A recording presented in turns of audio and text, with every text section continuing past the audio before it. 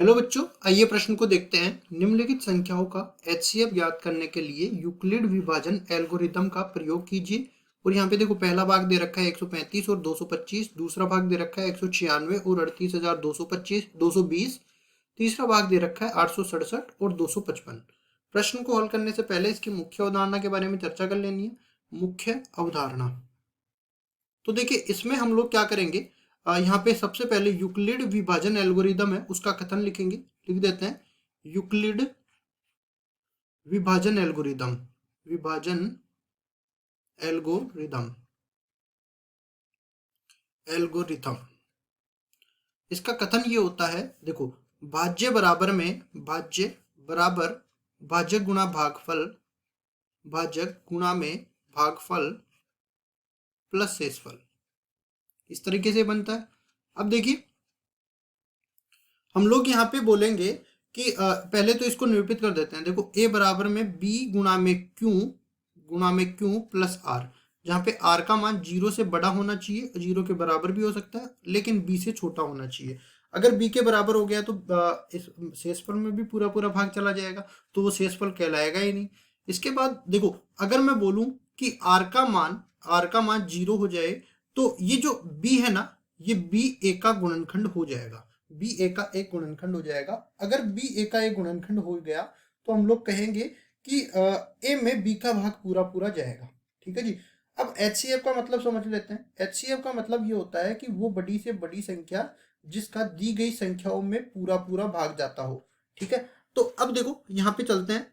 हम लोग दो दी गई संख्याएं देख लेते हैं और उनमें छोटी संख्या का भाग बड़ी संख्या में देते हैं, और तब तक देते चले जाते हैं जब तक अपने पास शेषफल 0 नहीं बन जाए। अगर शेषफल 0 बन रहा है तो उस अपने पास जो भी स्टेप बन रही है उस स्टेप में अपना एचसीएफ मिल जाएगा। तो देख देख लेते हैं। देखो पहला भाग अपने पास दे रखा है 135 व 225। इसके लिए देखते हैं। तो यहाँ से हम लोग देखो, पहले तो हम लोग लंबी विभाजन प्रक्रिया से 225 में भाग देंगे 135 का। तो यहाँ पे देखो कितनी बार, एक बार जाएगा, क्योंकि दो बार तो ज्यादा हो गया। अब 135 में एक बार भाग गया तो 135 यहाँ पे आ गया, घटाएंगे तो कुल मिला के अपने पास यहाँ पे 90 बचने वाला है।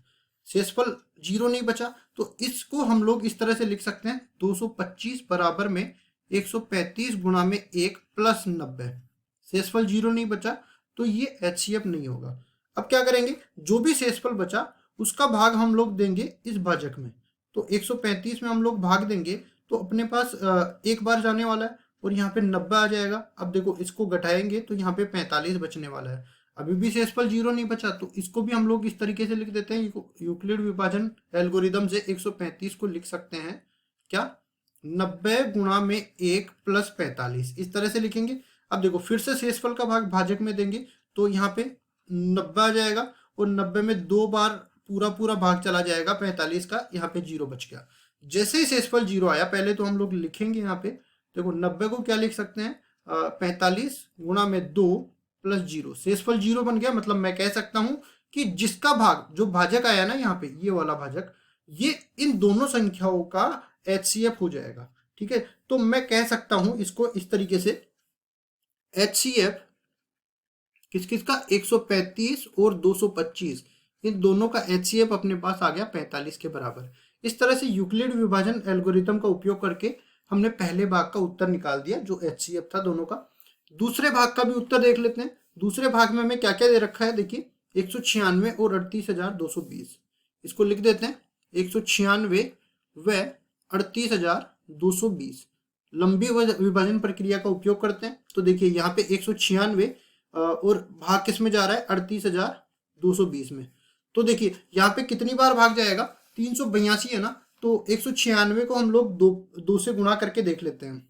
तो 196 गुणा में 2, 392 के बराबर आता है, जो कि ज्यादा चला गया तो एक बार देना पड़ेगा।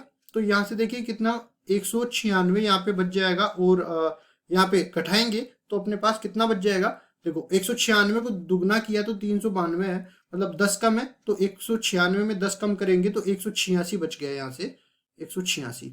अब यहाँ पे आगे वाला अंक उतारेंगे, 2 उतारेंगे, 1862 हुआ। 1862 में देखो 1960 10 बार आता है तो एक कम करेंगे 9, तो 9 बार भाग जाता है और ये कितना आता है यहाँ पे 1764, 1764। और यहाँ पे घटाएंगे तो अपने पास शेष रह जाएगा 98। अब फिर जीरो भी बच गया तो जीरो को भी उठा के लाते हैं, यहाँ पे 980 बच गया। तो 980 में 5 बार 196 का भाग पूरा पूरा चला जाता है। 196 को जब 5 से गुणा करेंगे ना तो 980 बच जाएगा यहाँ से। तो ये अपने पास कितना आ जाएगा, जीरो, जीरो शेषफल आ गया। तो देखो 38,220 जो है ये बराबर हो जाएगा किसके, 196 को अगर मैं 195 से गुणा कर दूं और यहाँ पे जीरो आ जाएगा, शेषफल जीरो है, इसका मतलब जो भाजक है ना वही इन दोनों का HCF बन जाएगा। एक ही स्टेप में अपना काम हो गया। तो यहाँ पे हम लोग लिख सकते हैं HCF किस किस का निकाल रहे थे, 196 और 38,220 का। तो ये अपने को मिल गया किसके बराबर, 196 के बराबर मिल गया, क्योंकि 196 इसका एक गुणनखंड हो गया। मैंने पहले ही बोला था शेषफल जब जीरो बन गया मतलब 38,220 में इसका भाग पूरा पूरा जाएगा और यही इसका गुणनखंड होगा। और गुणनखंड क्या होगा मैंने बताया था HCF के लिए, वो बड़ी से बड़ी संख्या जिसका दी गई संख्याओं में पूरा पूरा भाग जाता हो वही अपना HCF कहलाता है। अब अपने पास तीसरा भाग शेष रह गया। तो तीसरे भाग में क्या दे रखा है, 867 और 255, इसको भी लिख लेते हैं। देखिए 867 व 255। अब यहाँ पे देखो 255 का भाग 867 में देते हैं तो कितनी बार जाता है, देखिए इसको हम लोग 3 से गुणा करेंगे ना तो ये अपने पास 765 आ जाएगा, 765। अब यहाँ पे कितना शेष रह गया, 102 शेष रह गया। ठीक है, 102 में 255 का भाग जाएगा नहीं तो ये शेषफल बच गया। तो 867 जो है इसको हम लोग लिख सकते हैं 255 गुणा में 3 प्लस 102, मतलब 255 तो इसका HCF होने से रहा। अब शेषफल का भाग हम लोग देंगे भाजक में तो 255 यहाँ पे आ जाएगा। अब इसमें देखो जब 2 से गुणा करेंगे 102 को तो 204 अपने पास आने वाला है, क्योंकि 3 तो ज्यादा चला जाएगा, 2 बार भाग गया।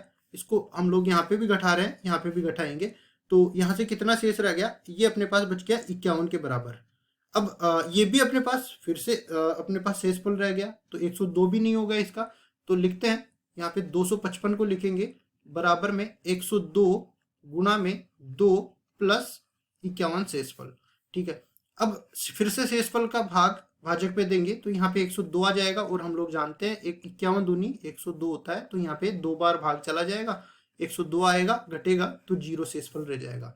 और फिर से देखो इसको हम लोग लिखते हैं पहले तो 102 बराबर में 51 गुणा में 2 प्लस जीरो, जीरो जैसे शेषफल आया तो ये जो भाजक है ना वही इन दोनों का HCF बन जाएगा।